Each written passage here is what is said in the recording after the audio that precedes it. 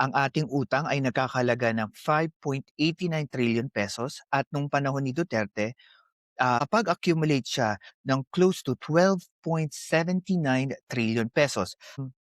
Sa 2026 budget, meron po tayong naaprubahan na pondo o plano ng pondo for 2026, a total of 6.735 trillion pesos. At ang 4 trillion po nito ay manggagaling sa ating accumulated revenue, galing po sa tax.